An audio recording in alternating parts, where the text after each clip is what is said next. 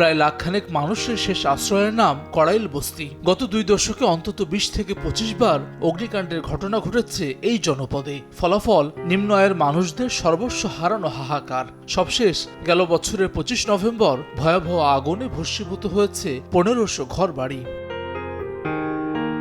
3.5 মাস আগে লাগা আগুনের ক্ষয়ক্ষতি এখনো কাটিয়ে উঠতে পারেনি অধিকাংশ বাসিন্দারা। তার মধ্যে চলছে জীবন জীবিকার লড়াই। ফিরোজা বেগমের লড়াইটাও আবারও মাথা গোজার ব্যবস্থা নিশ্চিতের। ঋণ করে ঘর ওঠানোর সংগ্রামে নেমেছেন তিনি। আমরা এনুই যাতাই 3 বার ফুরছি, 3 বার ফুইরা হন গরু উঠাইতে ঋণ করে রেনু ভাই না কোনো হানতে।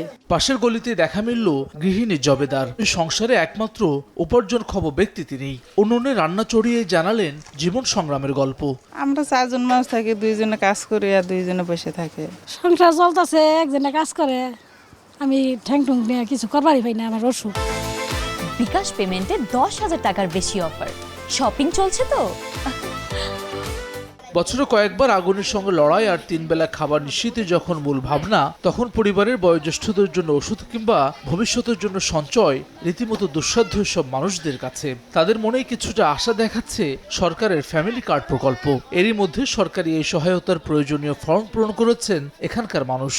তো আমরা কার্ড সবার নিচে ঘরে কেউরির ঘর বাত নাই। 2 মাস 3 মাস পর পরে 2000-2500 কি 1000 দেয়, তাহলে এটা জমা রয়ে গেল। যে এরকম একটি ফ্যামিলি কার্ড বাংলাদেশের প্রত্যেক মা বোনদের কাছে, মাদের কাছে আমরা পৌঁছে দিতে চাই। মঙ্গলবার কড়াইল বস্তি থেকেই ফ্যামিলি কার্ড কর্মসূচির উদ্বোধন করবেন প্রধানমন্ত্রী তারেক রহমান। একই সঙ্গে দেশের 14টি স্থানে কর্মসূচিটির উদ্বোধনও ঘোষণা করবেন তিনি।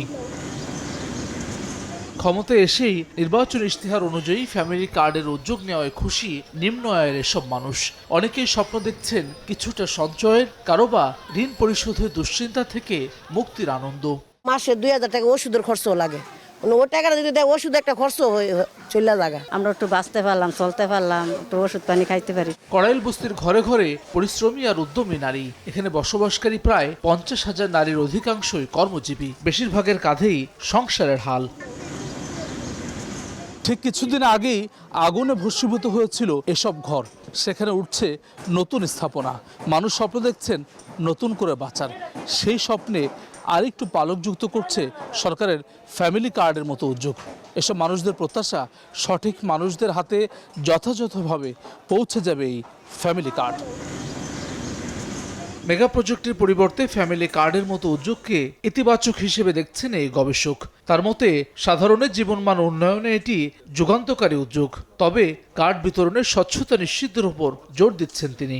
এটি বাংলাদেশের ক্ষেত্রে একটি যুগান্তকারী একটি পদক্ষেপ হবে।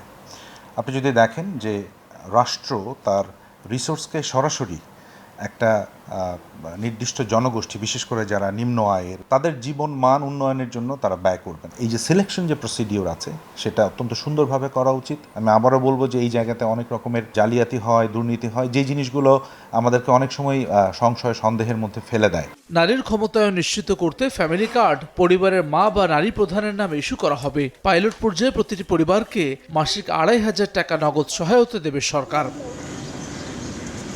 হাসান ওয়ালি, সময় সংবাদ, ঢাকা।